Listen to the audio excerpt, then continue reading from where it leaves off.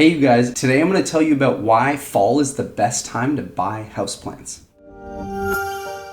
As some of you guys know, I run a plant website, prettyandgreen.com, and we do pop-ups all across the United States. So I'm constantly buying plants and I'm selling plants. And I typically want to buy plants when they're cheaper and then sell plants when they're more expensive, ideally. That's not always the case, but here's a bit of a hack in how you can get cheaper plants for your garden. Here is Google Trends, and this is the search term on Google, plants. So this is over the past 5 years, and you can see these pretty clear peaks that happen in May, and then you see these valleys that happen at the end of the year, in the winter. So again, May and down into the winter. Why I prefer to buy plants on this downside is because over the summertime, this is when plant prices are typically the highest. What happens in the summertime is plants grow tons of leaves. As we know, the days are the longest. So when you're buying these plants in the later part of the year, September, October, November, you're typically competing with less buyers. The goal is to buy a bigger plant that's grown through summer with less competing people for that same plant. Looking at the data, I know the most people are looking for plants and Googling plants in May, like peak spring. The East Coast and the colder parts of the country are starting to warm up and start typing in plants and looking for plants to buy, going to nurseries and things like that. But since I'm buying a lot of my plants on the internet, I'm gonna try and compete with less people for better plants. And plants tend to be